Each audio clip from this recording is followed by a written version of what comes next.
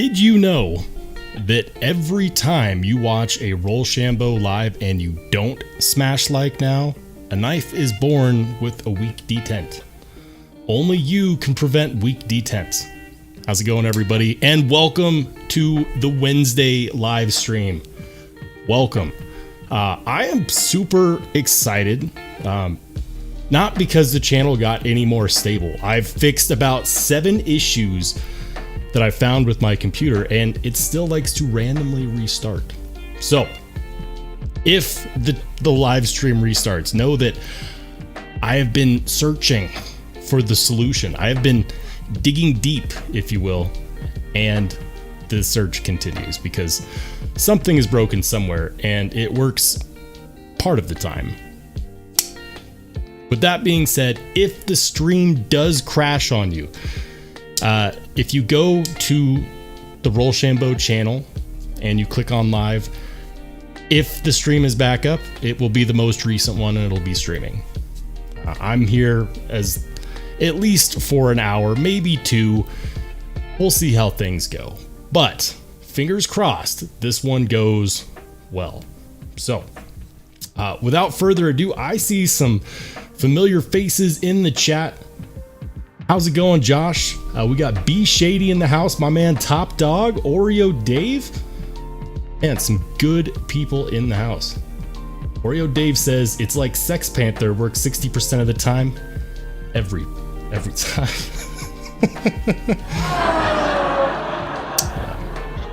Oh, and yeah, we got sound effects. For those of you who missed it, I've been, aside from playing tech support for myself, I've actually been upgrading the channel. Like, what's this? I've got not 1 but 2 sound effects. Thank you. I know. It's one of those things where I'll put a lot of work in to have fun on Wednesdays, but I'm also trying to expand to other live streams, some of which might be impromptu, some of which might be scheduled. So we'll see. But I watched a Marine X live, and I was so impressed by his live streams because his live streams there's something else. I was like, man, I got to step up my game. I thought I was doing well. I thought I was doing great. And then I started watching Marine X. I'm like, you know what? I could do better. So, we're working on it. We're working on it. Also, a new capability. Yes, I plugged in another camera.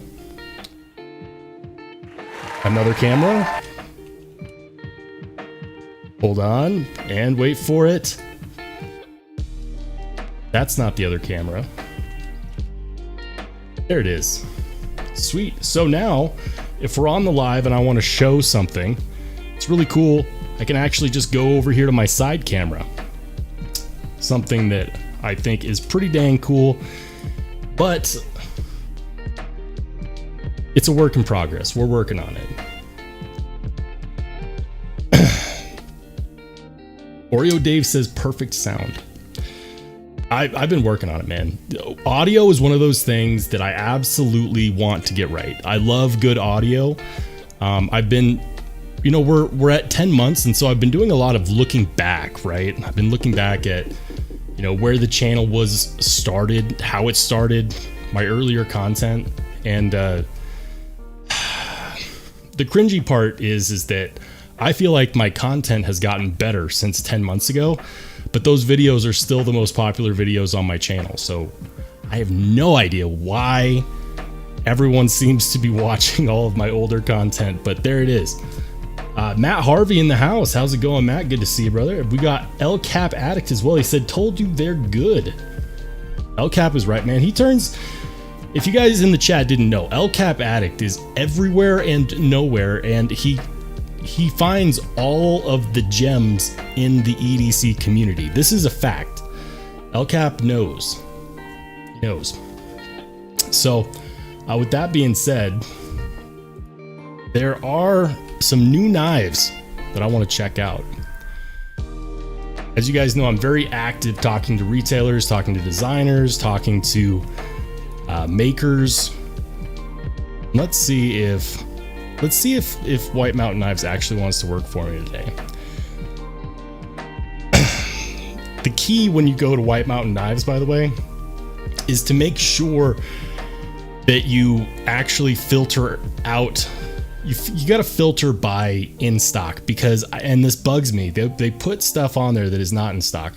It's fine for these knives that are showing as dropping, you know, like I get that. That's fine. I love the heads up. But oftentimes they'll also show knives that are out of stock way after the time in which they are out of stock. So, hey, we got Top Dog with the 5 bones. Thank you. Top Dog, thank you. He says, luck of the Irish, so far so good. Man, don't jinx us. This channel is very jinxable. It's fact. But we do our best, and I'm telling you, man, I've been digging for the issues. I've been looking through something called an event viewer. If you ever want to fall asleep in the middle of the day, find event viewer on your computer and just look at all of the system processes that run in your computer. It's mind numbing. But we're doing our best, man. We're absolutely doing our best. So, Oreo Dave says, welcome those hiding in the shadows. You could be active in the chat, or you could be active in the chat, or you could decide to just watch or listen. A lot of times when I watch live streams, I will get out my stropping block and I'll pull out some knives and I'll focus on getting like a super shiny mirror edge.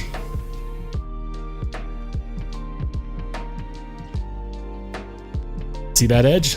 That was Neve's live stream. You ever want to know why my edges get so polished? It's because of all the live streams that I'm a part of, and no one even knows that I'm there half the time. I'm just up there stropping away in the background. It's kind of weird to say it out loud, but I do a lot of creeping. Hey, we got Chris Hole in the house. How's it going, Chris? Good to see you, brother. Thanks for dropping by. And keep in mind, guys, only you can prevent weak detents. You can do so by making sure to smash like now. I thought that was pretty funny.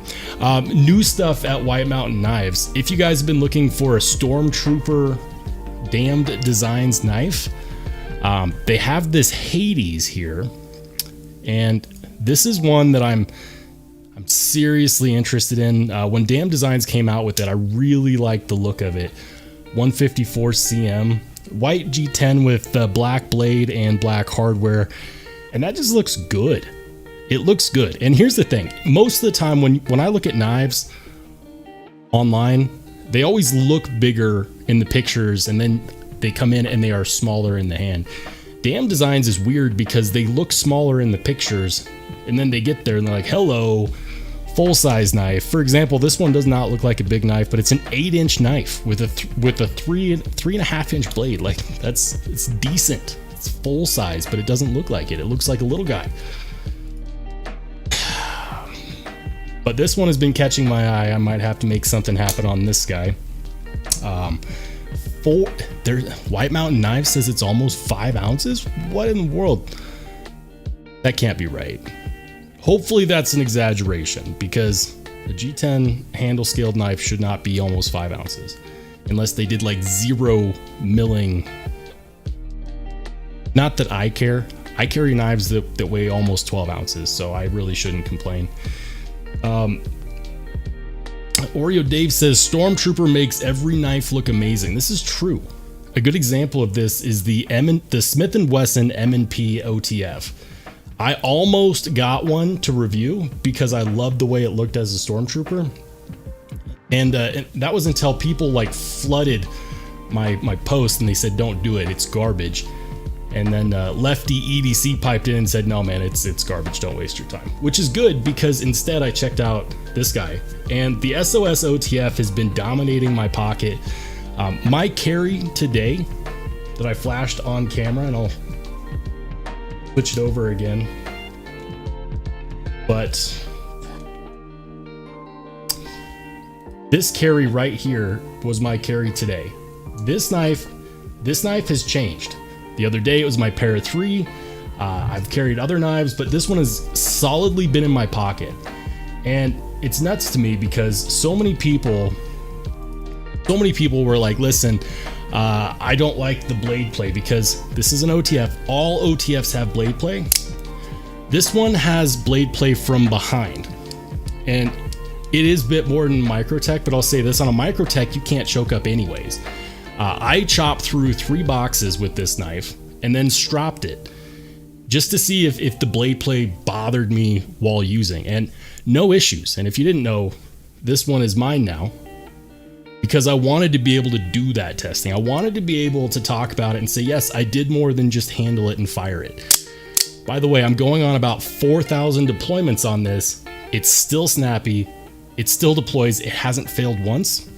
Like, my microtech ultratech is pretty good, okay, but it's failed. It'll fail at least once every 1,000 deployments or so, and it's not a huge deal.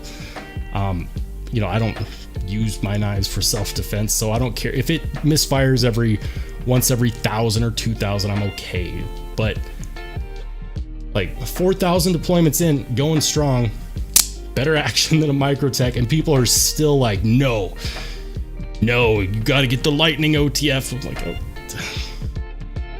is what it is. Hey, we got Byron Kennedy in the house. How's it going, man? It's good to see you. He says, all here tonight. Kudos to the Raiders for helping several channels now over 500 and the 1,000 milestone. You know what, guys? That is something that I would love to thank you all for doing, because we've actually started a little bit of a movement. Other EDC channels are now rating other channels, which is cool. I saw Tri-State do it recently, to Everyday Minimalist, to Hilarious Effect. Shout out to those of you who were part of that. I watched from the sidelines. That was pretty funny. And it's helping small channels, right? It helps get people noticed. A lot of times there are channels out there that we don't even know exist because YouTube's like, nah, screw you. We're not going to show your stuff because, yeah, that's what YouTube does.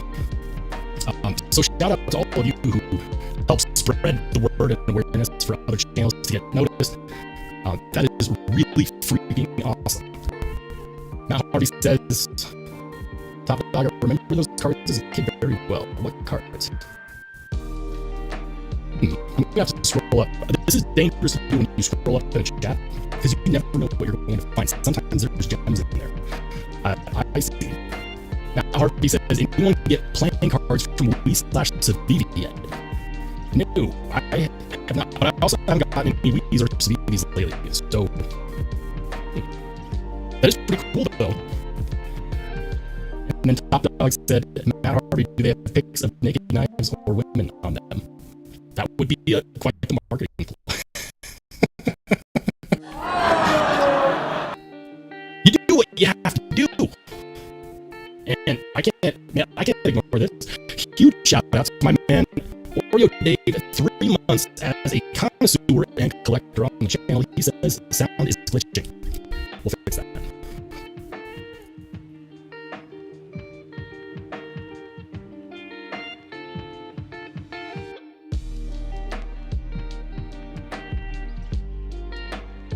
All right. Is that better? Did the sound stop glitching? Blink twice if you can hear me.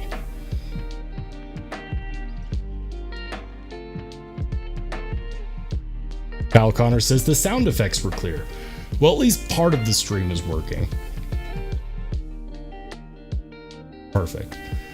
I have my mic set up to EQ digitally. Blah.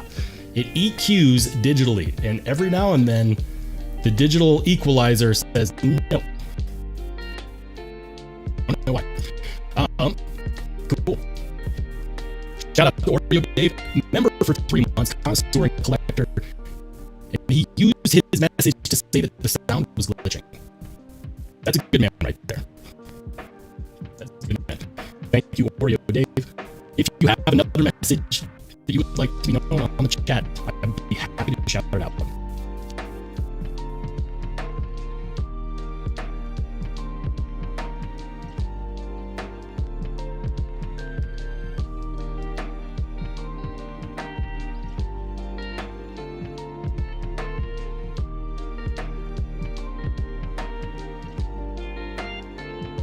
But is it working now?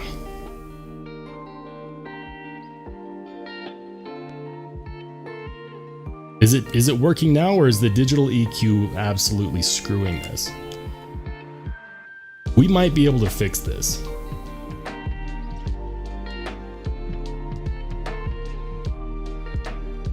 Okay.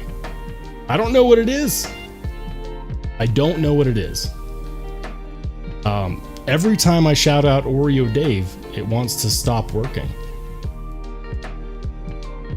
I have no idea why.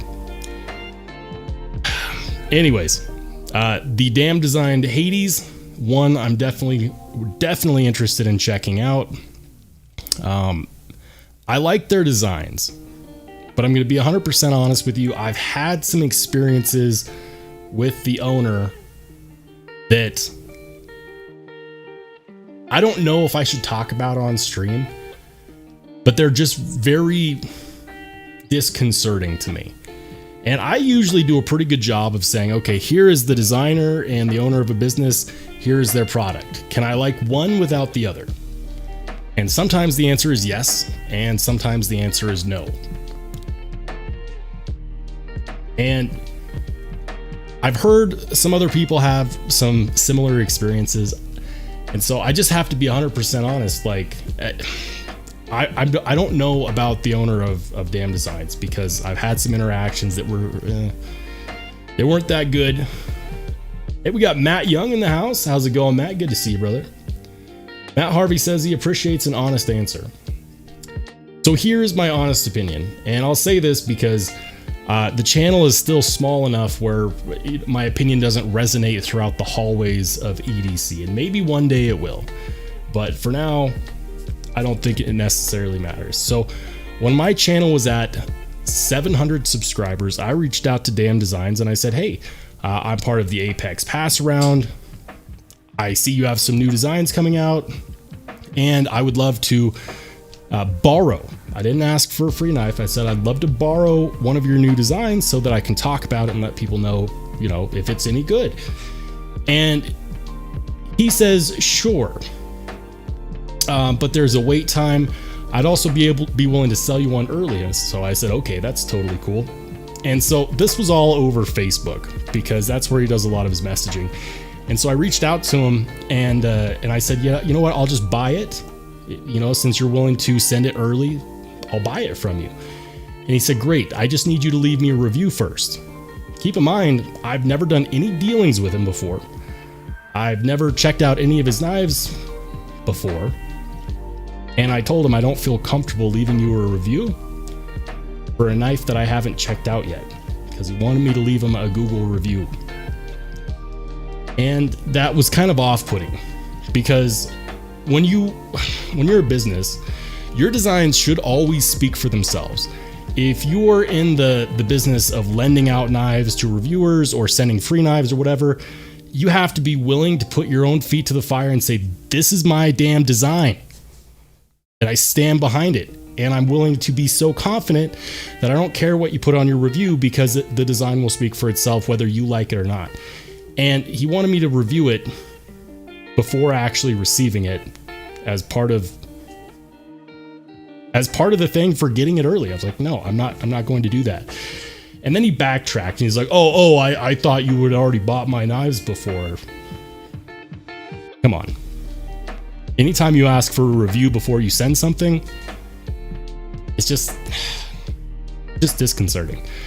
But later on down the road, Cursed Earth EDC, the same guy, by the way, who hooked up the banana you see in the background, he lent me one of his Damn Design knives, and it was good. And this is the disappointing thing. The knife was good. It was a little bit weird. It was the Banshee, but it was weirdly good. And I wanted to like it more, but I couldn't, because it was tainted by my transaction with the owner of Dan Designs before then. And I have nothing against the guy. I think his knives look awesome. I've experienced the fit and finish. You know, the OEM, I believe, is Kubi or Kaiser at Billy. That's probably Kubi. And it's good. He makes good knives. And it's probably not going to stop me from owning one. But after that, I talked to other people in the community, and they'd had really similar experiences. So this is a tough one for me, because I want to check out more of their knives, but I also don't want it to be tainted by my experience, where they asked for a review before I even ever touched one. So yeah, that was my experience. Nothing against his knives. I think that his business ethics could probably use some help.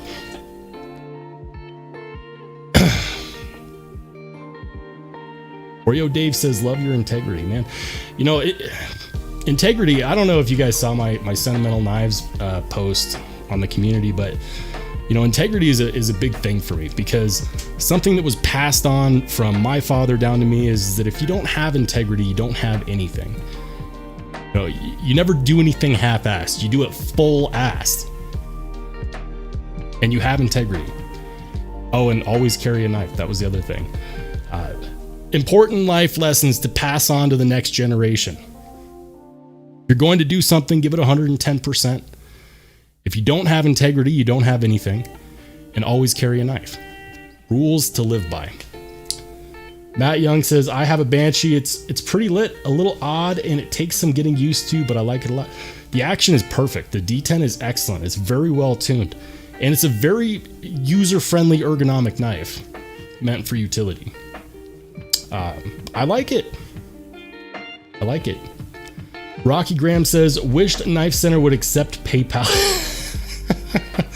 Yeah. So I was talking with Blade Ops when I went to buy this, and I said, hey, do you guys, I don't see a PayPal option. Can I just buy this off you with PayPal? Can I send a PayPal to somebody? And my connect over at Blade Ops said, no, PayPal is really, really inconvenient for retailers to use, and that's why we don't use it.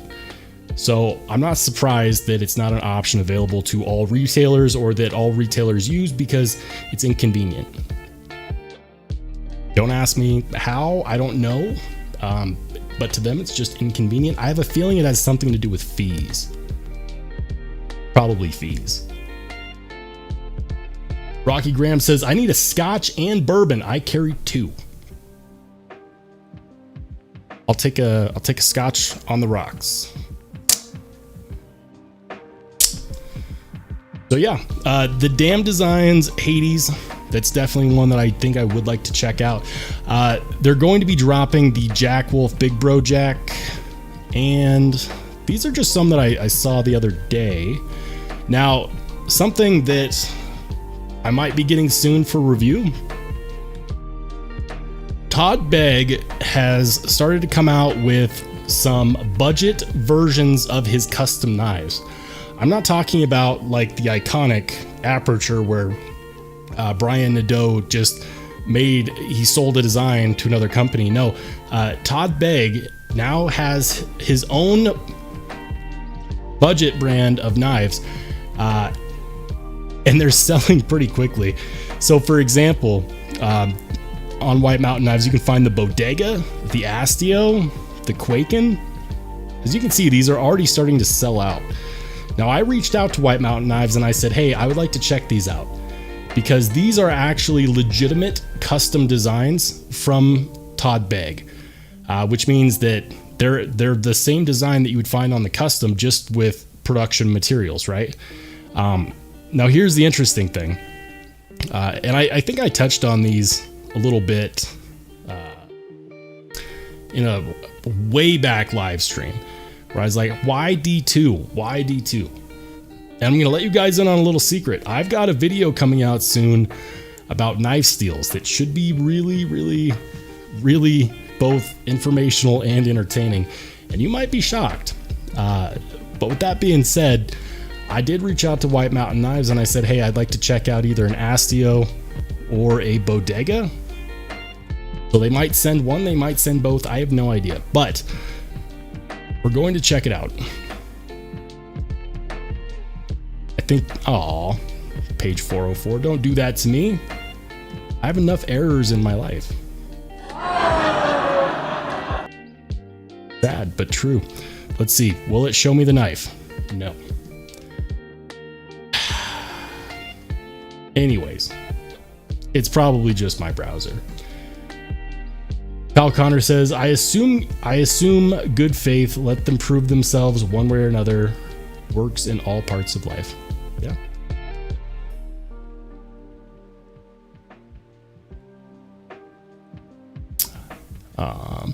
And earlier Kyle Connor said maybe he's testing everyone else's integrity. If he's got future plans, he may be lining up who not to let review his product later.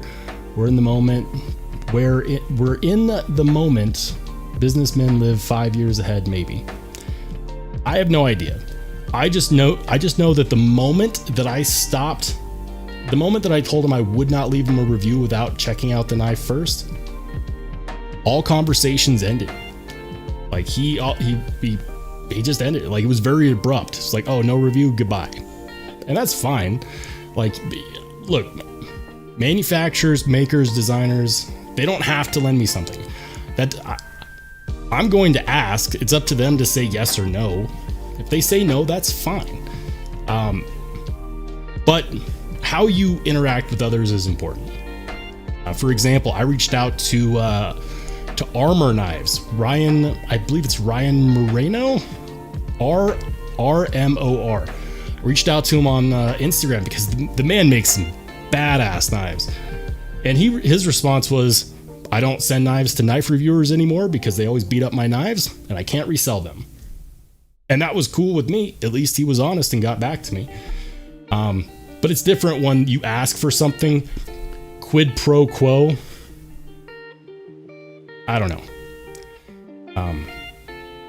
I don't know for sure. I won't ever claim to know the inner workings of another man's mind but my own, and it was just an off-putting experience. Rocky Graham says, D2 isn't bad, especially the CPM version. Most specifically the CPM version. And I think that there's a lot of misconceptions out there about knife steel, and I'm about to team up with some really impressive information from like the leading minds in knife steel to bring you an episode on knife steels. And it's not going to come out tonight, but it'll come out soon. And I'm looking forward to it because I think that it's high time that people actually start providing evidence behind their words, because it's very easy to watch a knife review channel, and they say something like, oh, it's not that bad. You know, it wasn't that long ago D2 was a super steel. And then, you know, the viewer is left thinking, well, of course you're saying that, you know, you have affiliate links for this knife. But there's some really good information out there about knife steels, and a lot of misconceptions that have been going around the knife community from really, really well-respected channels. And we're going to bring them into the light using facts, like actual facts. So I'm really excited about that episode, if you can't tell. Very, very excited. So that one will be cool. B Devious says, did you get or order the new Pyrite Wharncliffe? I usually don't like budget knives, but I did order this new Pyrite. Did it come out already? I thought that I set up a notification, because the Pyrite Wharncliffe is one that I wanted. It's not available at White Mountain Knives. Let's see if we can find it elsewhere. Let's go to Blade Ops. We're gonna go to the retailers that I like. We'll check there first. Not that I won't buy knives elsewhere. It's just that I have a thing. I've got my retailers that I like, and if I can buy a knife through them, I will. So let's see, Pyrite.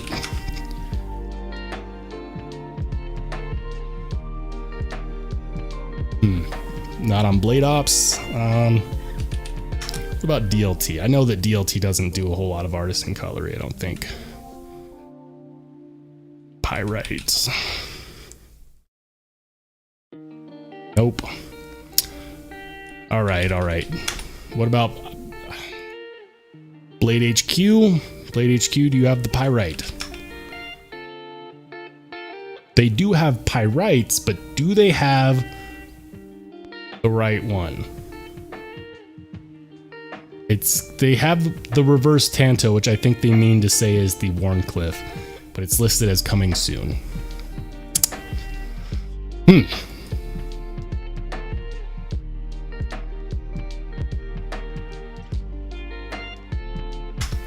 Google. Where is it? Google.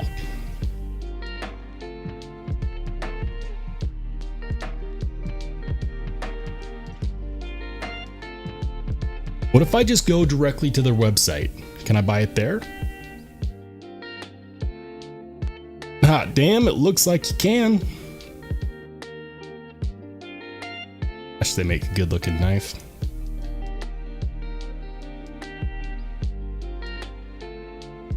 So it looks like you can. That's pretty cool.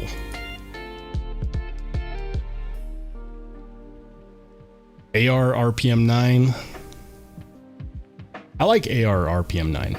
I actually think that it's a pretty good steel. Black PVD coating, stonewash. I don't know. I feel like if you get one of these, the best way to get it is in the natural uncoated look.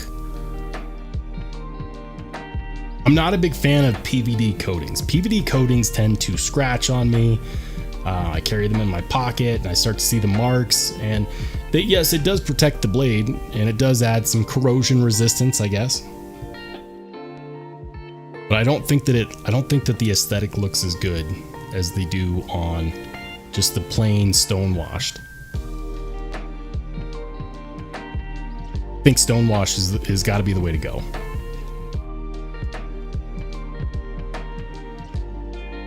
Hey, look at that! They sell an alternate They sell an alternate pocket clip, and it looks exactly like the one from Civivi.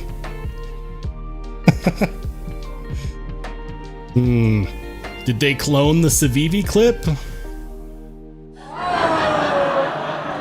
Why would you do that? Probably because it's just a basic design. Hey, we got Rocky Graham. Welcome to the connoisseurs and collectors of all things sharp and shiny. Everyone, welcome in Rocky Graham, new channel member.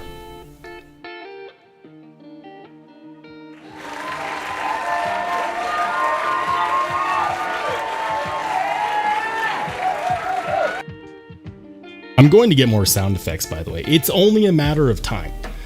I just need to set them up. So, I like sound effects. Can't help it. There will be more.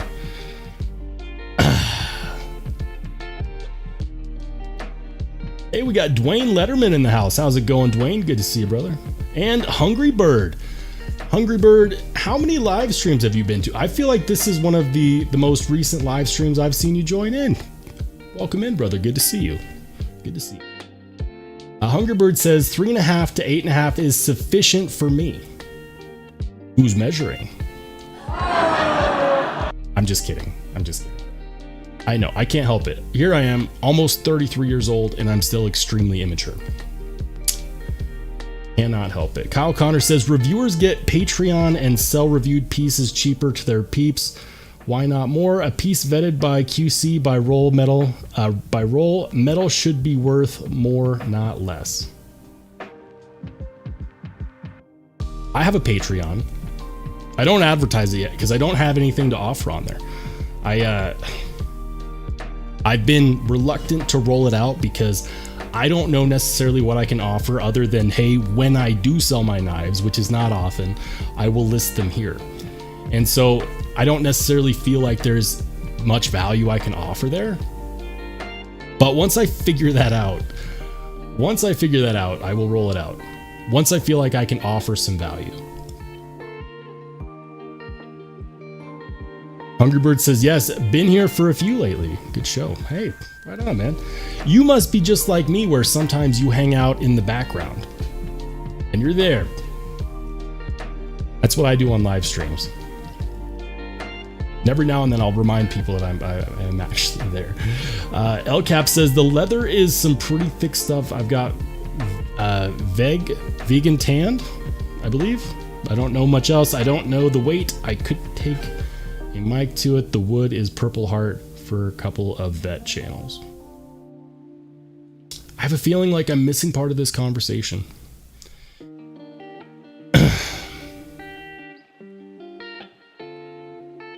All right, yeah. So guys, it's official. If you want one of the new pyrites and you cannot find it at one of the regular retailers, go to Artisan Cutlery. Oh my goodness. Oh my goodness. Rocky Graham with the 5 gifted memberships. Damn. Thank you. My man Rocky, thank you. That's extremely generous of you. Thanks. You know what's funny is that you get to see all the people hiding in the background. I had no idea Beard of Doom was in here, but he was just gifted a channel membership. Michael Burton was just gifted a channel membership. Double D, Todd Carr, and of course my man LCap. Hey, welcome to the connoisseurs and collectors of all things sharp and shiny. By the way, I do have more. All of the emojis are made by me. There are more coming, I promise. Absolutely promise.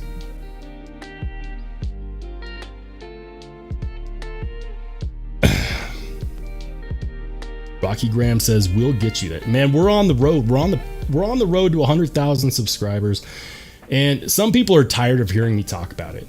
But my goal, and I probably won't reach it, but my goal is to get there by this time next year.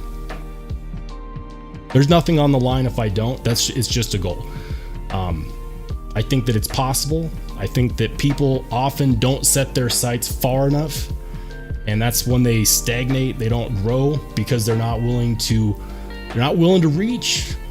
And if you want big progress, you have to reach for it. You have to want it and you have to work for it. Which is why I put in a lot of hours on the channel, but you guys are 100% the reason why. I absolutely love sharing this hobby with you. Let's do something. It's been about 2 or 3 live streams since we've done one. I feel like we should raid a channel.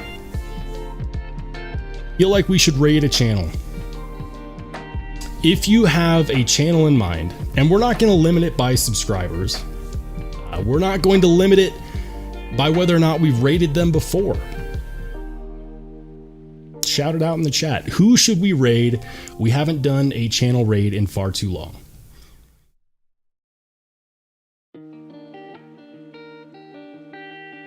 B. Walsh says, reach for the Oz Roosevelt. Even if you miss, you may end up with a benchmade arrows.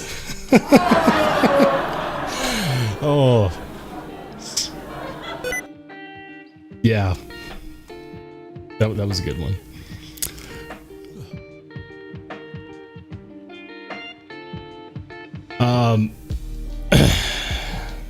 LCap says, Oreo, do you know what leather is preferable? I'm just using what I have. I wish I knew more about leather.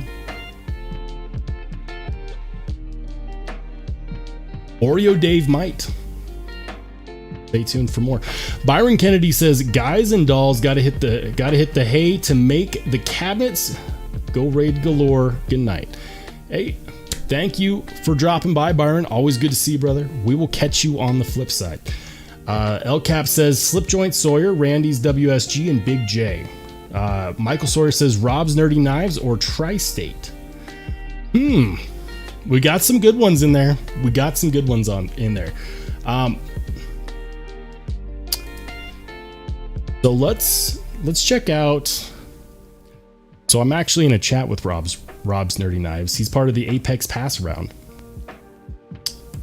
But I'll be honest, I don't think I've actually seen his channel.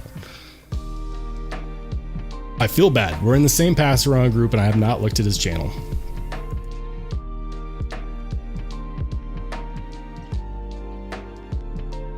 Oh, also, I learned an important lesson. If you put a short on your live stream, Universal Music Group will copyright claim your content. So I didn't get a copyright strike, I got a copyright claim. So essentially, it takes the monetization for that piece out. And here's the funny thing: I don't even monetize my live streams because they're live streams. So I found that out when we raided Mimo, Michael Morgan, and we watched a couple of his shorts. Universal Music Group came in with their greedy little greasy hands, and they're like, "No, if you make any money from this, it's ours." Whatever. So yeah, so I'm not going to give anything to those trolls and clowns over at Universal Music Group because they copyright claim everything, even stuff that they really legally shouldn't. So no shorts will be rated. We aren't going to be rating the shorts. I know, fellas, it's disappointing. Let's check out Rob's Nerdy Knives. What does he got here? It's the McNeese Mac 2 3.5 Auto with black aluminum, or the Kunwu Pulsar XT Lock. Both of these are knives that I'm interested in. Let's do the one. Let's do this one. We're gonna do the Mac 2. Channel moderators, if you could, please help a brother out. Go to Rob's Nerdy Knives and link over the Is This McNeese Mac 2 3.5 video to the chat. If you could do that, I would definitely appreciate it. And in the meantime, if you will link that, I will pin it. So we're watching this one. Let's see how it is. Which I believe is American Edge Knives, out of Minnesota. So I went ahead and ordered this. They were listed as a licensed distributor for this, so let's get into it. Today I'm opening it with my TR3 from ProTech. This is an automatic knife that I got for my anniversary for my wife. Beautiful knife that I enjoyed. It's got the little lock on there. This is the ProTech TR3 in MagnaCut. So nice little knife and has a super strong deployment. All right, let's get into this box.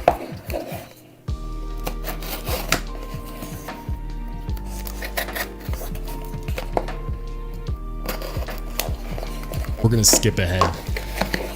Aluminum DLC. We're skipping ahead because I know that, just like me, most of you, when you watch other knife content, it's very possible that you're going to just skip the first part where you're cutting open the box. Knife channels don't understand this. I know that I do, so when I show an unboxing on my channel, I try to make it quick and I talk over it and I get the box out of the way. But I know, y'all be skipping that knife, that box violence, that unboxing violence, where you see boxes get destroyed. So that's what I do. I just skip ahead. A clip there, you know, it's not going to be super deep carry, but I just found out from Lynch Clip that they're making some deep pocket carry clips for these. So I'm going to be ordering that as soon as that gets dropped. And I think some of the new McNeese will even come out with this. So this is the 3.5 inch blade, supposed to be like 7 3/4 inch total length. So let's give it a flip and see what happens. Now it's supposed to be super strong. All right, there we are. So, well, that's not 3.5 inch blade. Are they sure that I got the right one? It's not a 3 1/4. It's supposed to be 7 3/4. I wonder if he's looking at the cutting edge, because if you look from back here is might be where they're measuring from. If they're measuring from the high point or the low point of the sharpening choil to the tip, that would be 3.5. He's only looking at this cutting edge, I believe. It's weird how some people will actually decide how to measure the length of a blade. Technically, the blade is different than the cutting edge, so technically it is 3.5, but the cutting edge is more like 3 1/4. Sorry, commentary. We'll continue. So we got 4. So that's 4, 5, 6, 7. Well, I don't know. Okay. B. Walsh says, skip to the part where they actually use the knives. Burn. Hey, listen, you could say the same thing about my videos, because on most of my videos, you don't see me use the knives. I have a number of shorts out there where I'm cutting paper and I'll do some cut tests to see how good the edge geometry is. But I don't do a whole lot showing the use of the knife because a lot of the knives that I get are loaned and I have to send them back. I have no idea if he bought this or if it was loaned to him, so I won't judge, but that was funny. Maybe this is not the exact same one, but all right, but it is a hollow grind. That's a beautiful hollow grind. You can see that. That's really these nice. does a Let's great see if we job. can get a little close up of that edge. There we go. You can see that hollow grind? That's just gorgeous, gorgeous. And this is in, yep, there it is. Can you see that? Magna Cut. Now, the nice thing about this Magna Cut, it is supposed to be a Rockwell hardness of 63 to 64. So we will definitely do a little cutting, a little testing with that. It does fit really nicely. Hey, in the he is hand, going to do though. some testing. It's comfortable. It's got some nice chimping. It's aggressive up there. He's going to test it. Let's compare the size between the two blades here. What if B. Walsh has already watched this video and he knows? Yeah, have you already seen this video, B. Walsh? Have you already seen it and you know that he's going to actually test this thing? Where's the cut test? Where's the cut test? Okay. Guys, Rob's Dirty Knives. Let's go ahead and show him some love. This video is Rollshambo Raid approved. Click on the link pinned in the top comment. Leave him a comment. Let him know that you're here from Rollshambo Live and we're here to support. And I'm going to go ahead and subscribe. Only you can prevent weak D10s. Make sure you smash that like button, help the guy out.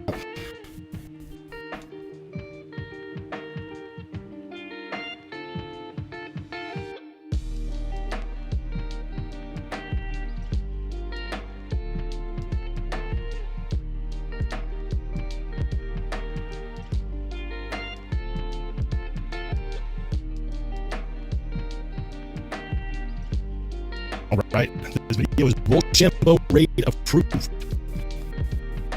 We got man, people are crazy with their usernames. Shout out to whoever named it, whoever named their username. Fuck this YouTube username. He's an alien. Love your username, man. Hey, we got Edgy American in the house. Sounds like my audio decided it wanted to. Hold on. Hold the phone.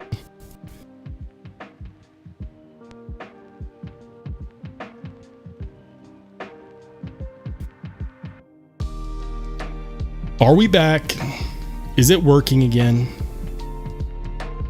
Is it working again?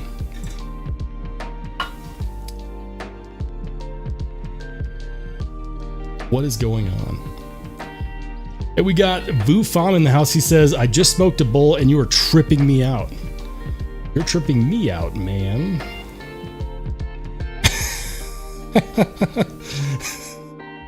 You know, little by little, we'll get there.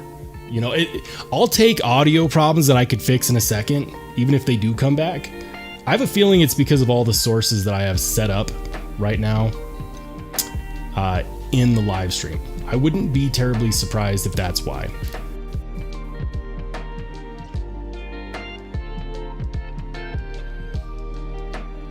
Try something. Let's try something.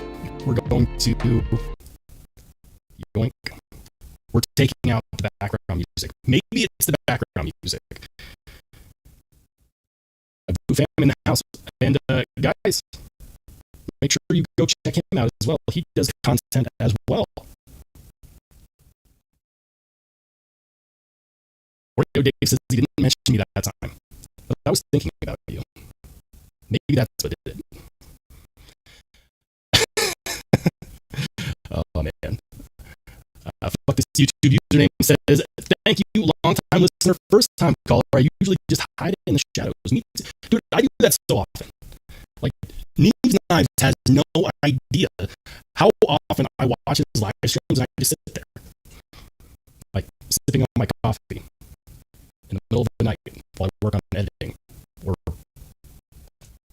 dropping my knife, which I do a lot. Todd Carr says, and choppy again.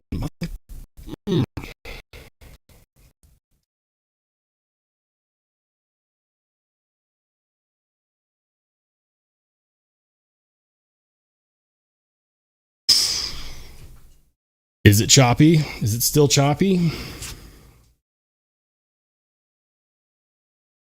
Did I pay my electric bill? Is that what this is?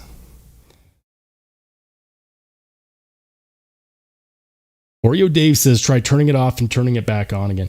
You know, normally it does that on its own. Maybe I just haven't, maybe I haven't understood that until now because it's been doing such a good job of restarting on its own.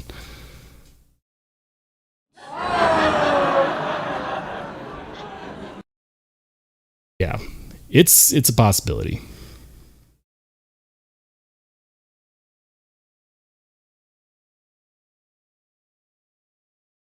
Edgy American says, Vu, you're just paranoid.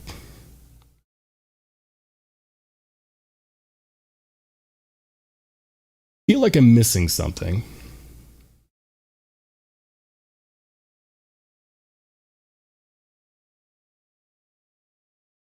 What could it be?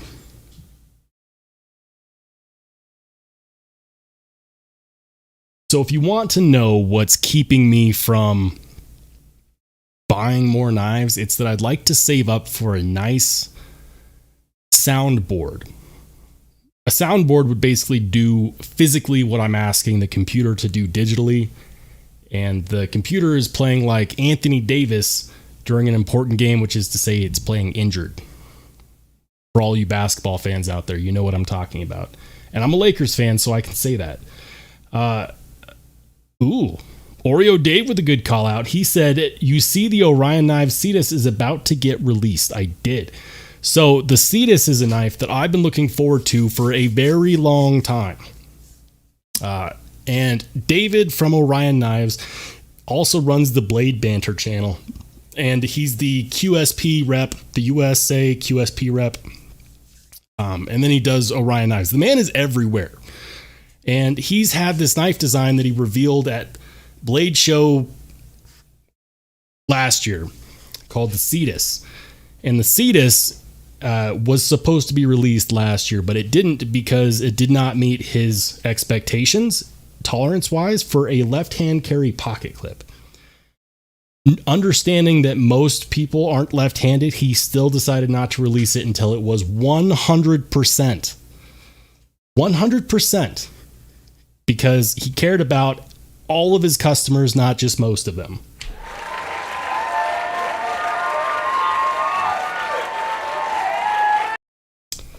VooFam says, Lakers 7 seed 8. You saw the game last night. We're making it, man. It's Memphis is going to be fun. Oreo Dave with the $10. He says, towards your soundboard. Thank you. It will 100% go towards my soundboard. Soundboards are expensive, by the way. If you guys want to know what I'm saving up for at the moment, it is the Rodecaster Pro 2. Freaking audio equipment is always so expensive. So the reason why I don't have a super expensive knife right now is because I'm saving for this thing. Whenever it wants to load. Any day now. Maybe it won't load. It's anyways, it's about, depending upon where you get it, it's about $500-600. And so I always go through this thing where I'm like, do I want to invest more in the quality and the stability of my channel? Or do I want to buy knives? And that used to be a hard choice. However, I don't have to buy all the knives that I review anymore. And so now it makes it an easy choice because I'm tired of having my audio crap out. I'm tired of having the system shut down and restart. So yeah, if you want to know what I'm saving towards, it's one of these Rodecaster Pros, which is a bit overkill, but it's something that I wouldn't need to upgrade or change for a very long time. Hey, we got Gone Orion in the house. Good to see you, man. Welcome in. Edgy American says Blade Banter is very customer responsive. Dude, David, aka Blade Banter, is the man. He runs the So check this out. He is everywhere. He runs the Apex Pass Round group. He's the USA QSP rep. He runs the Blade Banter channel, and he also is the owner of Orion Knives. Whenever I feel like I'm doing too much by running the channel and just working my day job, I think of how hard he works and all the things he does, and it makes me realize that no matter how hard you work, there is always someone else up an hour later, gets up in the morning an hour earlier, takes a shorter lunch. It's motivational. LCAP says, Vu, the Towser K with compression would be excellent with the drop action. I thought that they were... I heard a rumor, or rather I saw an interview with Spyderco years ago where they said that they were going to make it non-proprietary, or that that Spyderco wasn't going to chase down makers or manufacturers for utilizing the compression lock design. But I haven't seen any other companies use it. And I think it'd be really cool if other companies did, because the compression lock is a really fantastic lock. It's probably one of my favorites.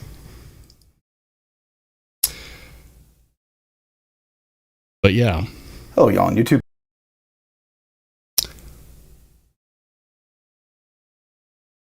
All right, guys. And if you haven't done so yet, click on the link in the chat. Head on over to Rob's Nerdy Knives and show the man some love. Let's help get his view count up. Let's help trick that algorithm. It definitely helps. Definitely helps. So, VuFam says the next clutch lock is the sheepdog blade. Oh, hey, that reminds me.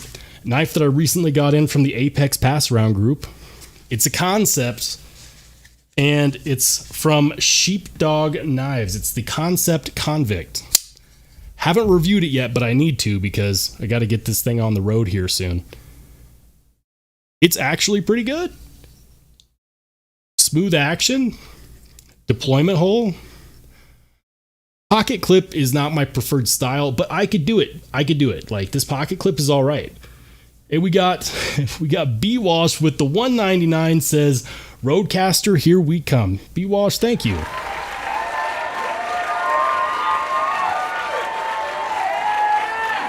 Man, you guys are awesome. We're going to make it happen. We're going to get to the Roadcaster Pro 2 so that we can truly make this a professional endeavor. I'm looking forward to it. Hey, we got Pretty Fly for a Knife Guy. How's it going, brother? Welcome in. Ooh. VuFam has some news. He says, now the patent is done. It's a new lock every company can mess with. Are we talking about the clutch lock, also known as the crossbar lock or the axis lock, or are we talking about a compression lock? Please tell me we're going to see more companies with the compression lock. That would be fantastic. LCAP says the Towser K has such a great guillotine action. It just needs something to get your fingers from interrupting the fall of the liner lock. Yeah, dude. Compression lock is perfect for that. What we want. We want good locks.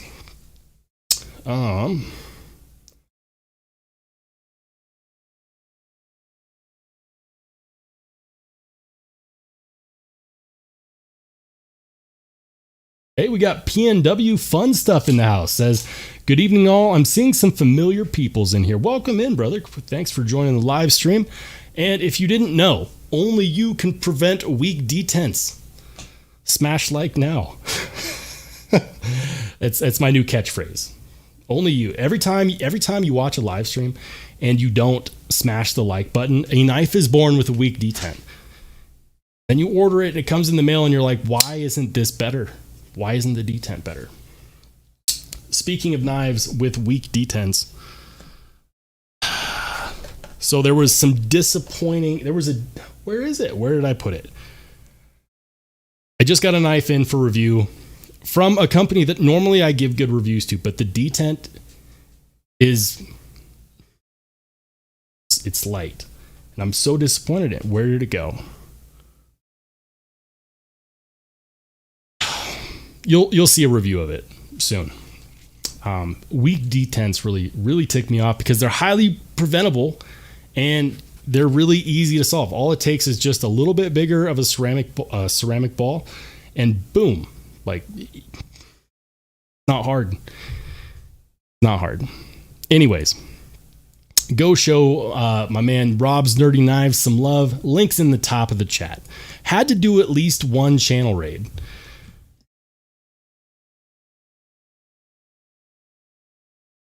Levi Foster says, I swear you are single-handedly ensuring I dish out the deserved likes. Chris Hull says, saying hi to Pacific Northwest and Javon.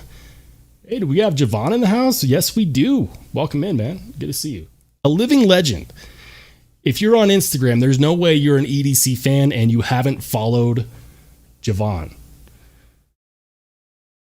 He's also on YouTube. Tactical Terry 79 also in the house says, button locks should all utilize the compression lock design. Yes. Yes. Listen, I've always said this. The best button lock is a compression lock.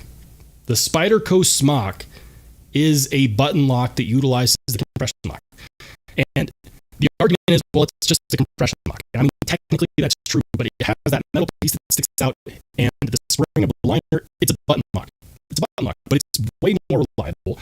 It's a better lockup. You can actually get a detent on there, unlike with regular plunge lock designs. You got to be getting the compression button lock is the way of the future. I'm convinced.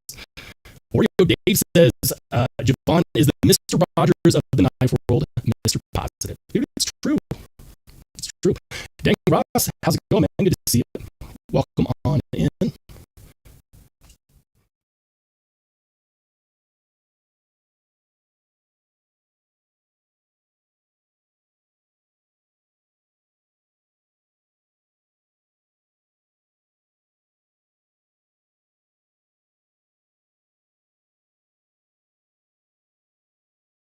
So I figured it out. It's every time I activate one of the, I think it's my sound effects.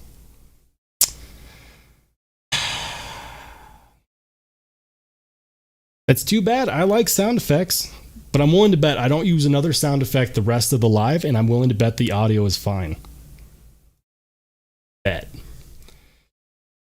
Todd Carr's already been in the house. What am I doing? Gator Aaron is in the house. Good to see you, brother. Welcome on in. Fuck this YouTube username says that soundboard hopefully is coming sooner rather than later. I almost hit the laugh button.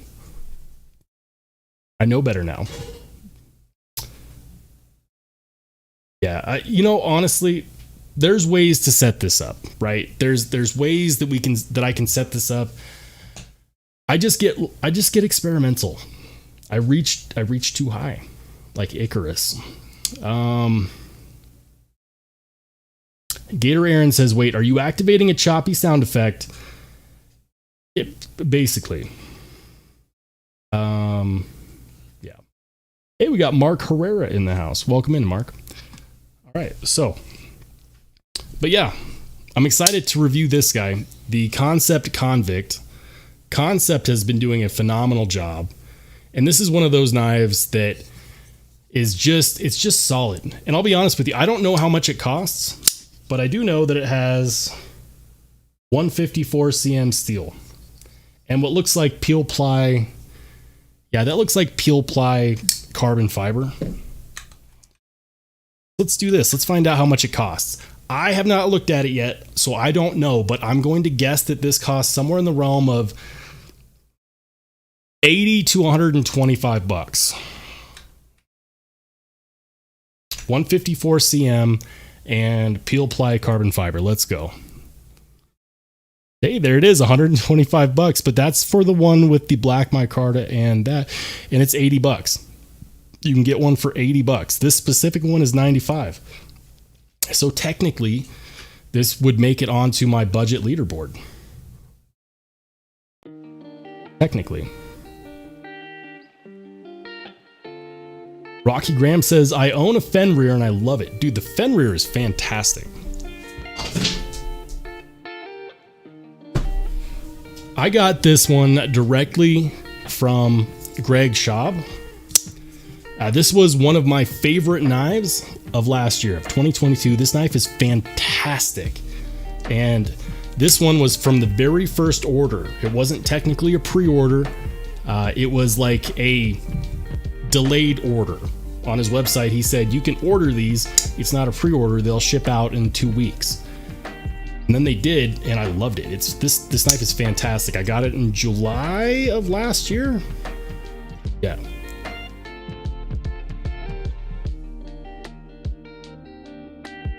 So yeah, Greg Schaub of Sparrow Knife Company does a great job. Concept does a great job.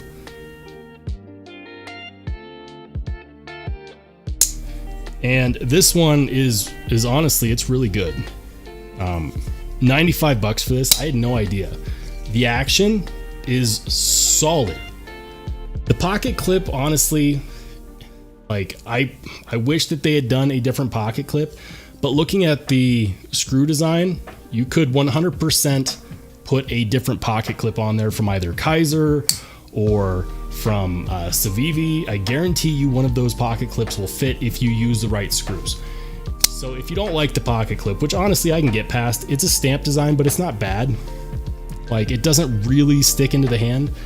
Can I feel it? Yes, but it's not a hot spot. And this blade shape is pretty dang good too. It's a sheepdog design. I've never looked at a sheepdog design before. The billboarding's not too bad. There is no jimping. So if you're like me and you like a little bit of jimping, temper your expectations because there is none.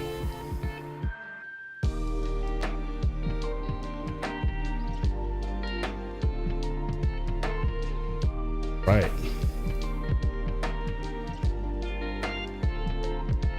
Rocky Graham says, I have the CPM faux Damasteel. Are we talking about the one with the micarta? This guy? Listed as Damascus. And for those of you who don't know, there is a difference between Damascus and Damasteel. Damasteel is a proprietary blend of herbs and spices that performs some, I believe, RWL34 is what they use in Damasteel. It's either Damasteel or Damacord. I have to look it up.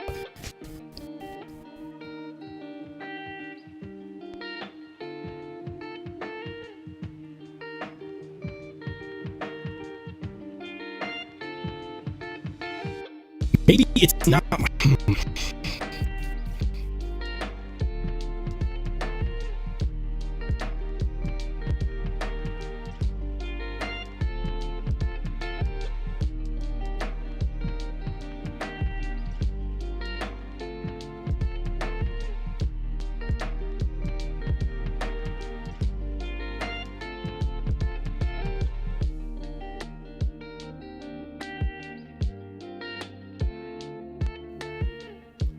All right, guys. So I've turned off the digital EQ. Turned off the digital EQ. Is that better?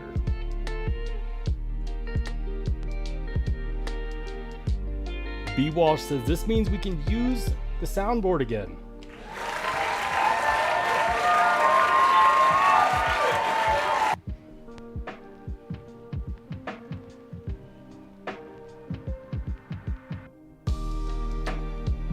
Gator Aaron says the sweet and sultry is back.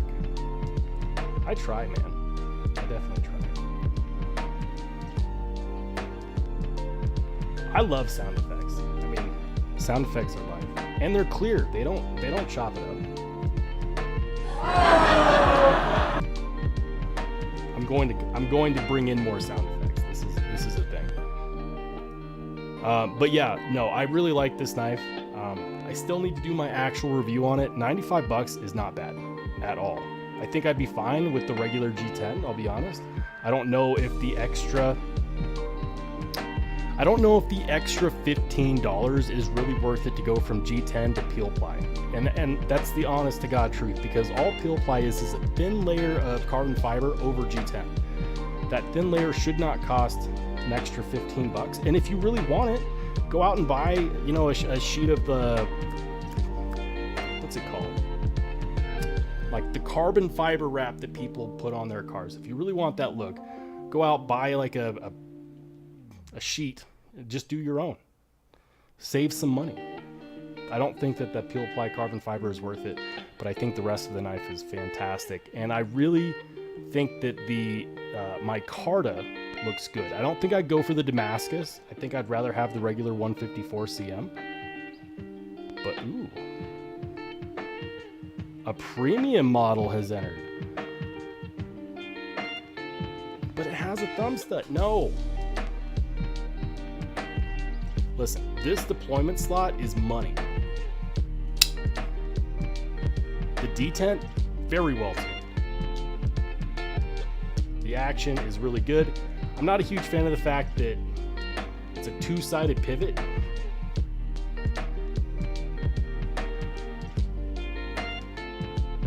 Gator Aaron says, yeah, peel ply can't be good at all. I'd be so mad to have a delaminated scale. I've never run into delamination though. I haven't. It's never been an issue for me. It just feels wrong to have peel ply. And the smock originally has peel ply carbon fiber. But the moment I got the scales that I wanted, I replaced them and everything's good now. I just feel like it should either be G10 or it should be peel ply. I don't think you'd have to worry about delamination. But I just don't think that I'd spend the extra $15 to get one with the peel ply. I like this one with the brown micarta. The more premium ones only have the thumb studs. What is going on? Ooh, there is an even more premium with a thumb tab. $297. Now we're starting to get into the realm of I don't know if it's worth it. Titanium wood grain. Okay, that's nuts. All that milling to make wood grain? Why not just do wood handle scales? That thumb tab does look pretty cool though. I bet you that'd be money for the reverse flick. Or you could just keep the slot. Rocky Graham says, show me a whippersnapper. The Olamic whippersnapper. Yeah. It's the entropic one. I'll tell you right now, if you guys watch Lefty EDC, he hates lightning anno. He hates it. Honestly, I think it looks fine. Yeah, it's a crazy knife. $845. I know that they make some that are closer to like the $600. Let's see.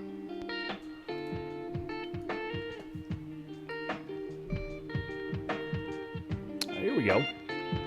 In case you don't like unicorn puke, here you go. The Olamic Whippersnapper knife, sheep's foot double black micarta with XHP. This is one of those knives that looks bigger than it is. Right? Looks like a decent size, right? It's not even 7 inches overall. Less than a 3-inch blade, which is fine because you get this deep old finger cutout right there. And the handle scales are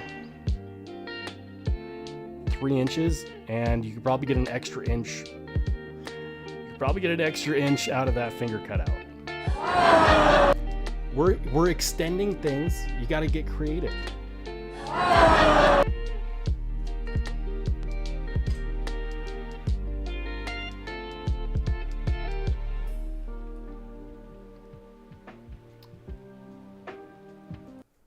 We killed the music for Todd Carr. He says, please kill the music. It's way too loud, man. Please and thank you. It's done. We killed it. It's gone. With fire. We killed it with fire. Kyle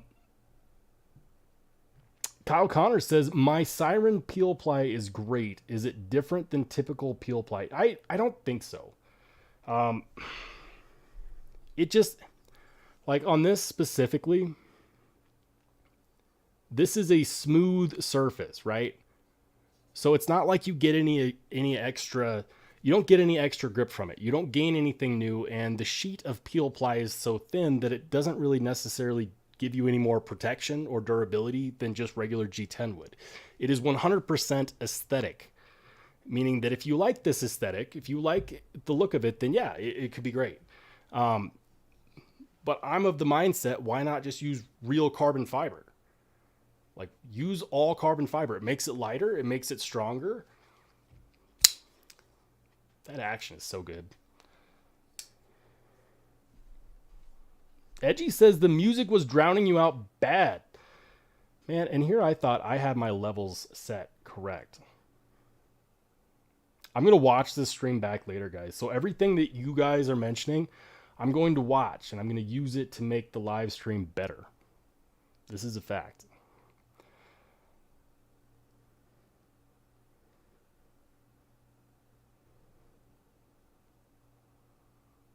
And keep in mind, one of the reasons why the music was too loud was because I turned off my digital EQ.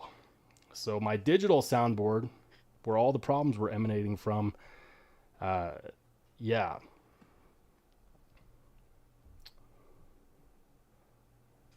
One Moon in the house says, thanks, Oreo Dave. What's up? Dang, Ross. Hey, welcome in, One Moon. Glad to have you here, brother.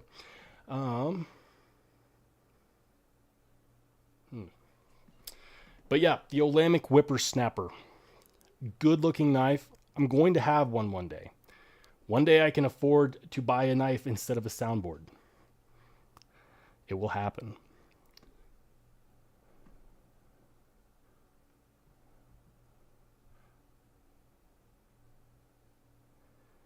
Kyle Connor says, okay, we should send you our various peel plies for you to sort it out. If you can get a bunch, it would be better.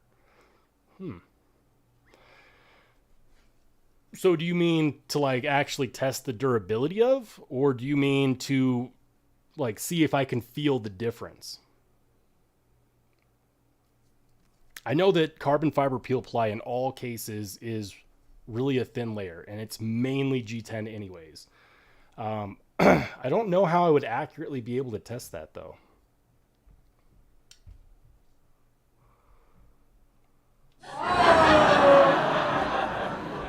That one's for you. Gator Aaron said, insert the awe effect here.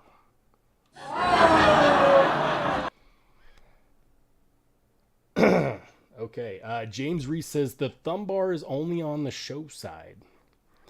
Really? Are we still talking about the convict?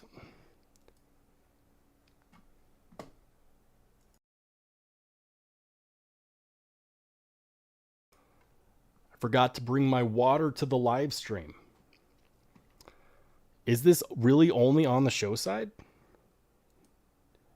Hot damn. He's right. The thumb bar is only on the show side. Is the pocket clip reversible? No, it is not. Lefties, this one is not your jam. The other one is not. You know what? There's no screw holes on this side either, on the convict. I wonder, do they make a left-handed version?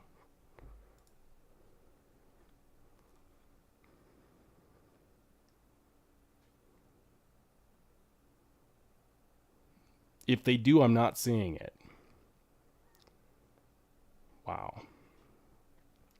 You know, if I was to go for the premium model, though, this one does look pretty good. $207, but you get to upgrade it to CPM S35. I just don't know. I think that this one is just too good. I think that this is the one that you buy. You admire the premium one in the pictures, and then you go out and you buy this one and you're very happy with it. Bang for buck, I don't know if it's really worth the extra $127 to get titanium and S35 VN when you can get 154 CM and the deployment hole. Like, that's, guys, this D10 is money. It pops. I don't know if I'd rather have the more premium one.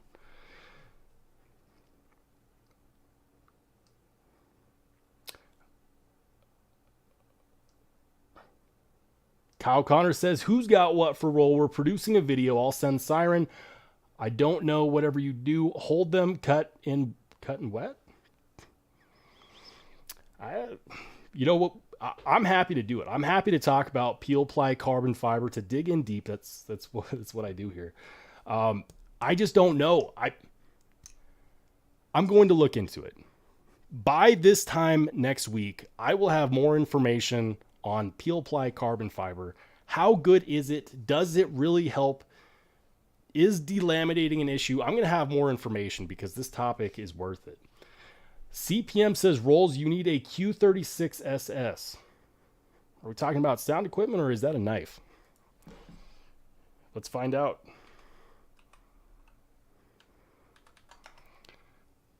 Of course it's a knife. And of course the first one that pops up is Arizona Custom Knives. It's only $4,300. What do you want to bet CPM has this in his collection? Mark Herrera says, the first peel ply I bought was on my Civivi Backlash and only wish that I would have got all G10 for $10 less. That was the last time I bought peel ply. B. Walsh says, that was the one I was thinking of. Dang Ross tempted to go Creative Freedom package on it. The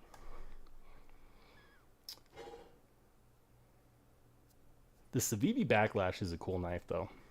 I do like that one. CPM, do you have this knife, this $4,300 knife? You bought this one. CPM says he bought this one. This one specifically?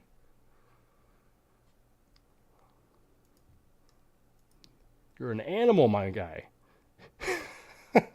That's insanity. The Q36 SS. Why does this remind me of... What does this remind me of? It reminds me of the Spartan Harsey folder. Just the blade shape-esque. I know that they're not the same thing, and it's kind of insulting to say that it reminds me of, but that's what it reminds me of. It's an RJ Martin. It features Damascus blade with a notched thumb rest and flipper. The handle has a Mokutai and blasted titanium frame with a Mokutai tip-up clip, lightning strike carbon fiber, zirconium pivot, rides on bearings. Nice detent lockup and blade seating. Has stainless lock face insert and over travel stop. Comes with a zippered case. New from maker at 2020 TKI. That's a lot, dude. $4,300.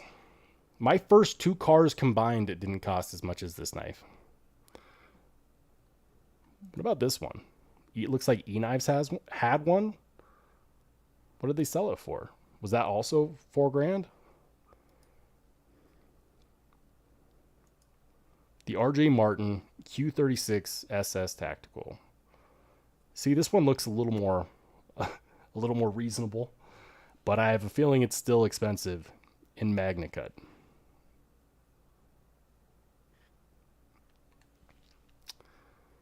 In MagnaCut. Hey, PVK Vegas. This one's better. It's only $3,800. Yeah. Oh, it's out of stock. Are you going through and buying up all of the RJ Martins? Is that what this is? Yeah, this is one with the MagnaCut. Fat carbon and titanium. That is a good looking knife. I would rather buy this one than the one that Arizona Custom had at $4,300. No joke. This one looks better. It's got MagnaCut. I like that fat carbon. And the milling on the fat carbon, that's impressive. You don't really see that often. Micro milling on fat carbon? Hell yeah. Dude, that's badass. Kyle Connor says, want to get producer credit, Mark? Want to get a producer credit. Am I going to have to scroll up again? PNW Fun Stuff says, I've been stuck on getting a Backlash or a mini sandbar by Civivi. Any suggestions on which one?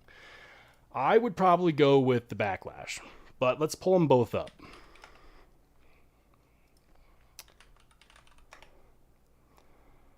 So this is the Civivi Backlash, right? And some things that I like about the Backlash. For one, And this is not going to be a big deal to a lot of people. But if you're like me and you like getting extra grip on the spine of the blade for a saber grip, you get a full thumb's length worth of jimping right here at the spine of the blade, right near the apex of the blade spine right there. This one, of course, is in, well, is it still D2? Is that what this is? Is it still D2? Where is it? Last time I saw one of these, it was in D2. No, it's 9CR18 MOV. I like the blade shape. I like the contouring on the handle scales. The action is good. I had one a while ago before I started the channel. It was a good knife. I thought that the one I had D2 though. The ergos on here are great. It's a decently sized knife. It's good. Now, if we were to go to the Civivi sandbar, it's also a good looking knife. Here's what's better about the sandbar. The blade steel.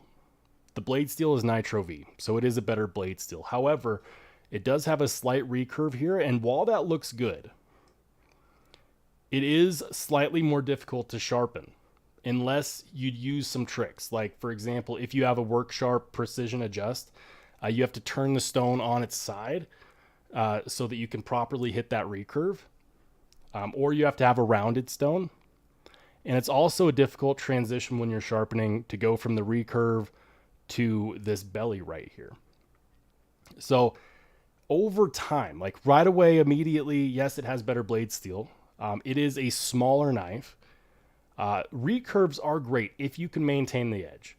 And I'll say that because a lot of people will just use a flat stone and just bust out that recurve, and then it's not the same. So if you can sharpen that recurve. Now, it does have the updated clip type, which I think looks better. But of course, that clip is like, what, $20 on Amazon anyways? So I wouldn't let that be the deciding point. Personally, I like the design of the Backlash better as an overall knife. I think that the Nitro V obviously is a better steel. It's a newer model, so it's going to have the more updated things like the updated pocket clip and the updated steel. But this knife is also significantly smaller. This is a 7-inch knife, and the Backlash is an 8-inch knife. So you're losing an inch of knife there. And while this is 9CR, 9CR is going to be easier to keep a fine edge on over time. And it's going to be a good carry knife. The Backlash is one of those knives that helped Civivi really build the outskirts of its brand. Like, Civivi blew up with the Elementum, and then they had a whole bunch of really good supporting cast knives. This was one of those knives that helped build that momentum for Civivi. So I like the Backlash better. I have large glove-sized hands. This one fits really good in the hands. The contouring on the handle scales is money. Dwayne Letterman says, just got a Backlash. I really like it. I'm not surprised. It's a good knife. And it's $42.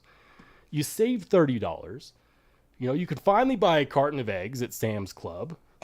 And you get a knife. What's not to love? James Reese says, Rolls, did you check out the CJRB White Mountain Knives large feldspar? So it's on my list. And for those of you who want to know the feldspar,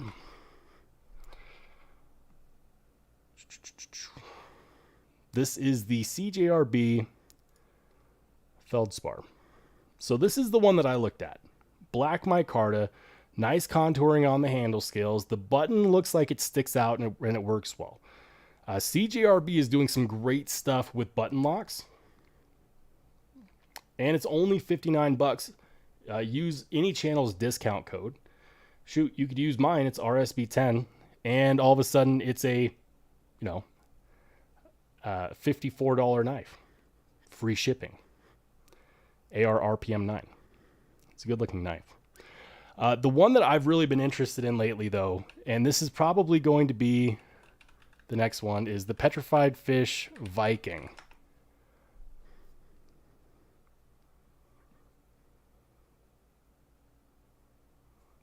So the Petrified Fish Viking is another one that's on my list. I love the look of this knife. It's not even 50 bucks. I know that the micarta is good. I just know because it looks like the same denim micarta, at least for the blue one. And you know I'd get the blue one. But I believe it's the same denim micarta that I have on the Petrified Fish Victor, and I love that knife. I've heard mixed reports on whether or not you can actually use this fuller. Some people say yes, some people say no, some people say maybe. With my sausage fingers, if it's possible, then anyone can do it. But it's a good looking knife. The other one I've been looking at lately is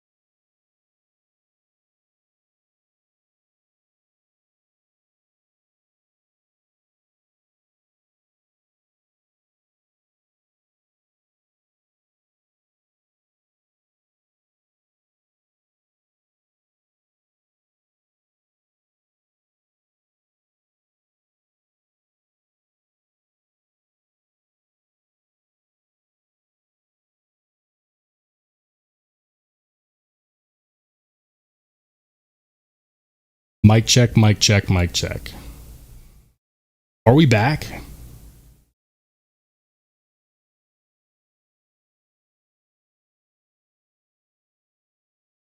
Rocky Graham says something died.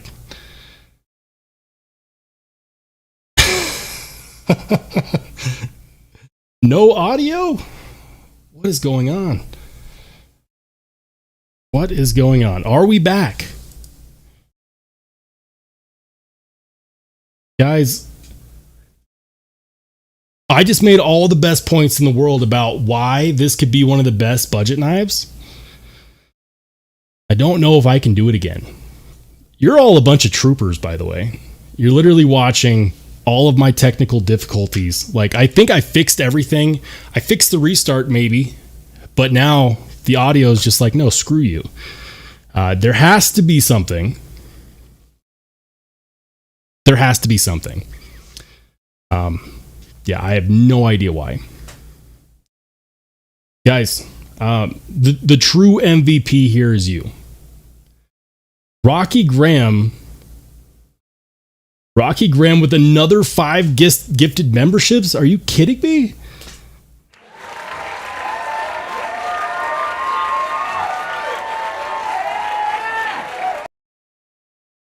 I just used a sound effect. It might blow up all the audio. If I sound like a Klingon, you know something went wrong. But Rocky Graham, thank you. You've been the MVP. Man, you all of you guys are so awesome. This live stream has just been ridiculous. We've been going through all the technical difficulties. Gator Aaron with too bad all we heard was B. Walsh. He said it first. Thank you for the 5 bones.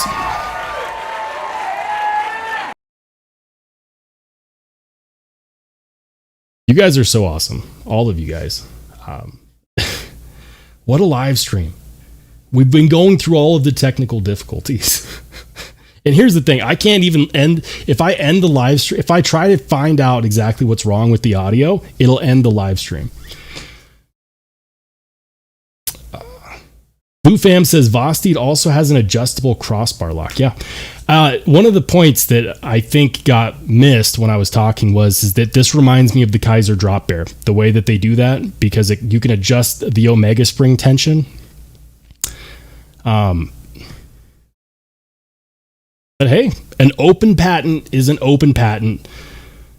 Gator Aaron, welcome to the connoisseurs and collectors of all things sharp and shiny.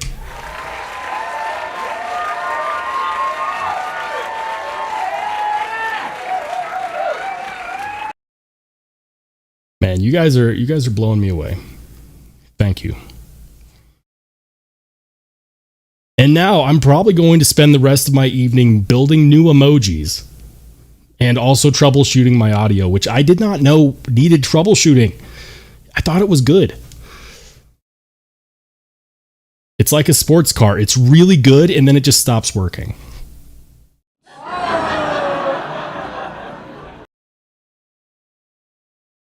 VooFam says the clutch lock is much easier to do maintenance on. Is that because it's adjustable that it's easier to do maintenance than a regular axis lock? Or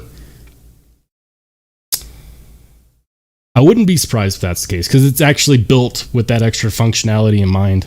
So that would actually make a lot of sense. VooFam says, Vosteed, you need to have a thing to hold the pivot just to adjust the springs.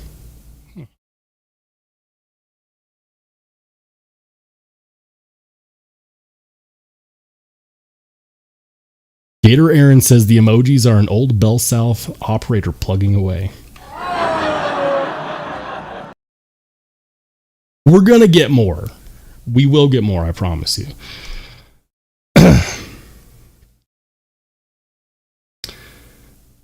What a night. Todd Carr says, anyone grab the frag pattern ones just yet? Wondering how they feel in hand. Whoa, that was way too far zoomed in. See, the one that I'm eyeballing is this guy right here, the black one. The black with the frag pattern. That looks fantastic. This guy right here.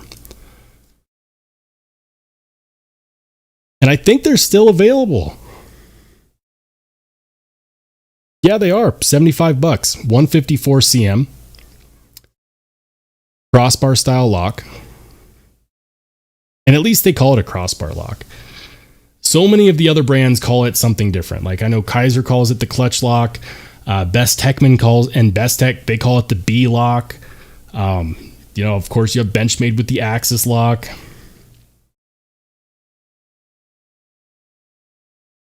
They're saying this is the best for bushcraft.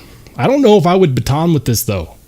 Like bushcrafting is a lot of batoning and like feather sticking. I don't think I could do that.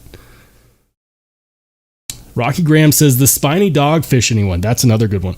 See, I knew that this year was going to be great for knives under $100.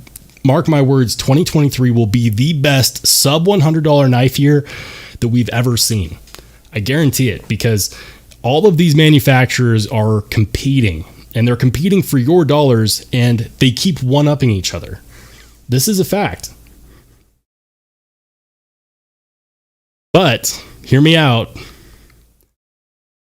The Concept Convict, it pops. It pops. I gotta pick one of these up. This one's from the Apex Pass Round group, but dang, it's good. It's really good, especially if you like to reverse flick your knives and you like good action.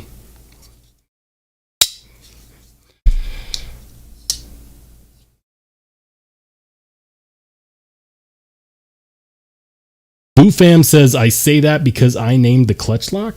Are you the namer of the clutch lock? Blue Fam says that Kaiser calls it the clutch lock due to the adjustability. Did you name it the clutch lock? Blue is clutch.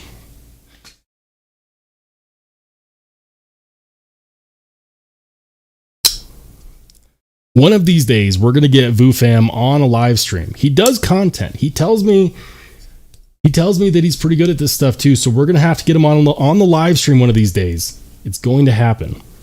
He knows that he has an open invite. I already told him.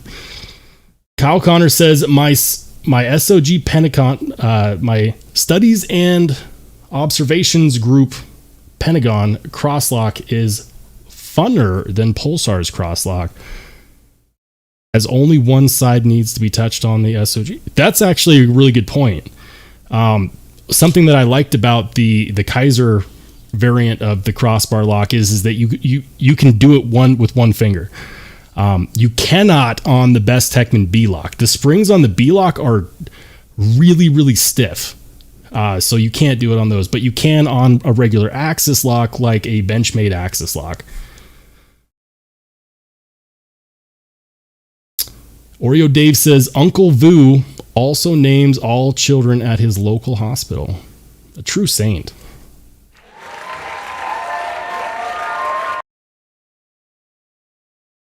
Got a legend in the house, fellas.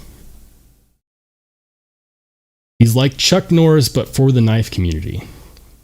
Legend has it. You go to Kaiser headquarters, there is a statue of VooFam out front.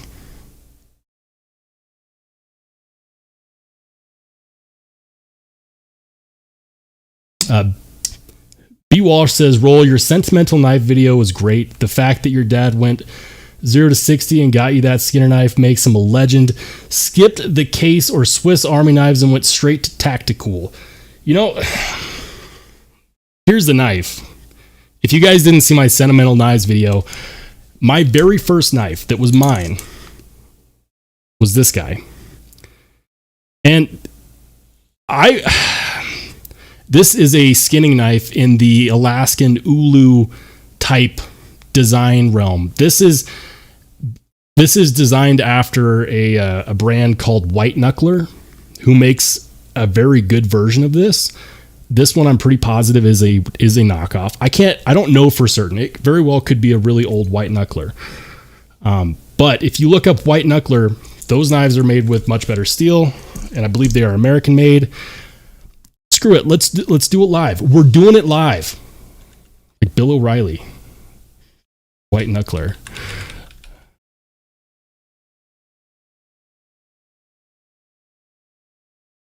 So, this was my first knife my dad gave me. I was 7 years old. 4 or 5 months before my 7-year-old birthday, I learned a lesson about knives.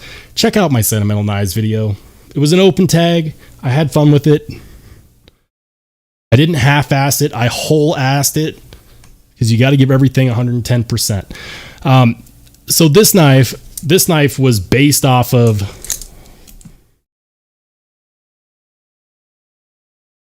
the White Knuckler knives. And these are skinning knives that are actually really good skinning knives. They're not bad either on the price. They're like 150, 200 bucks. But this knife I've carried with me for turning 33, so that would make it 26, 27 years. And I restored it. I hand polished that. Cheap steel, no doubt. Bone handle that is worn. This sheath has seen better days. This is the original sheath. But I've moved to 2 different states with this, and I've had it my entire life.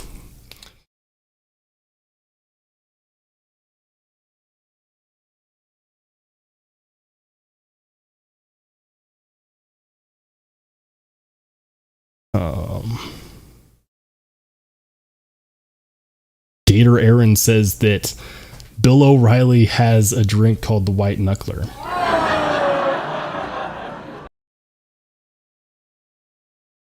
That's pretty good. Rocky Graham says better than the moose knuckle. Ayo. We're going to get more sound effects. It's official. We'll figure it out. We'll figure it out, guys.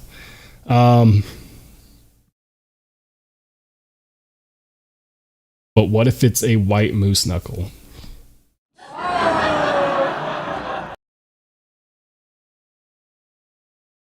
This is great.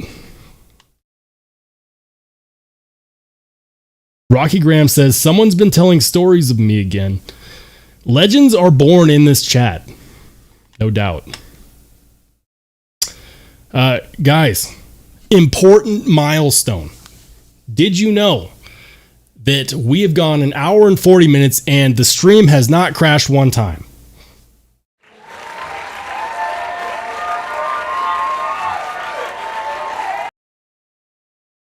Rest in peace to my audio. Edgy American with the 2 bones says, I appreciate the tag in the Sentimental video. Ooh, thank you. Thank you. And Edgy American also has a really good Sentimental video as well. The irony is that when I watched his, I felt like I could relate based on my experiences. But that's why I tagged you, Edgy, because you're a straight shooter, you tell it like it is, and you have integrity.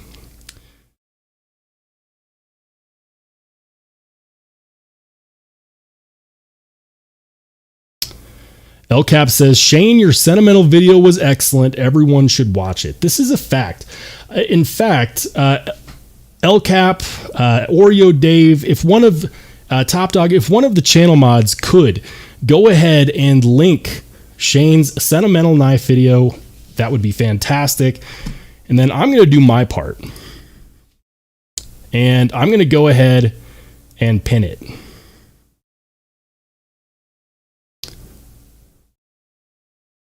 Oreo Dave says that Shane gets Sentimental. Javon says, great live, my man. $4.99. Javon, thank you. Man. And you guys are too generous. Too generous. Thank you. It all goes towards the sound bar. The soundboard. It all goes towards the soundboard. This is a fact.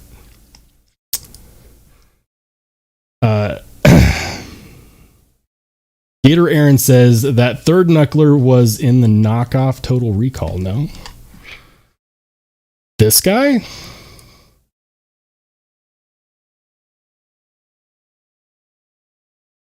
Was it?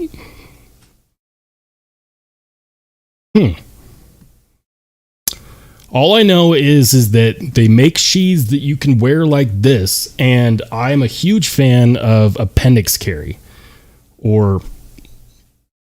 Appendix carry. This one, this sheath, you can't do that. It's you know.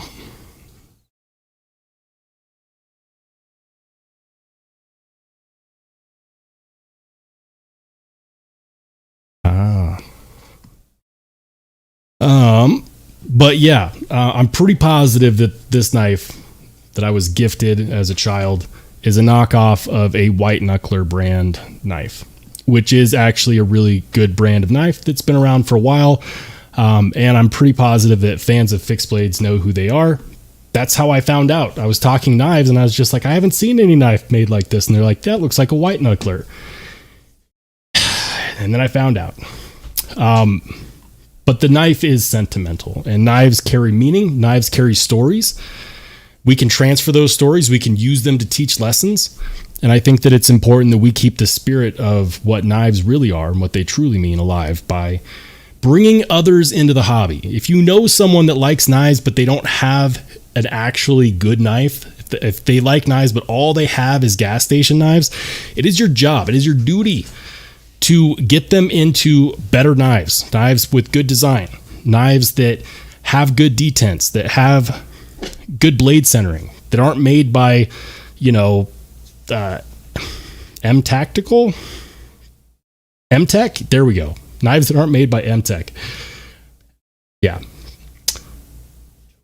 I've already converted at least 2 people who now have cursed my name because their bank accounts have done this.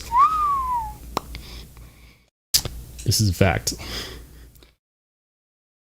Boo Fam says that's where I keep my phone. Be right back. Need to grab something to eat. Hey, we got Beefer Baron in the house. Guys, 2 hours. The live stream has survived and not crashed. The audio has been suspect, but I'll take it. It's better than the computer deciding to restart. So,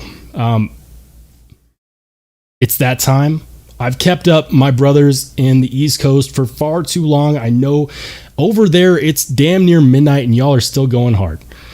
So guys, that's all I got for you today. I appreciate absolutely everybody for making tonight an awesome live stream. Thank you. The channel membership exploded. Rocky Graham went nuts and gifted like 10 memberships. Multiple donations. We're going to be getting a new soundboard for the studio, for the Rabbit Hole Studio. That's what I'm going to call this place. You're all amazing. Thank you all so much for joining me, for making Wednesday nights special. Whether it's 10 of us or 40 of us, it's always fun. We rated a channel. We chatted it up. We all stayed up and the channel did not crash. So thank you guys. You guys are all absolutely phenomenal. More content coming soon. Content on knife steals. We got some good stuff. It's not just knife reviews. So other than that, that's all I got for you guys. I hope you all have a phenomenal rest of your night, and I will catch you on the flip side.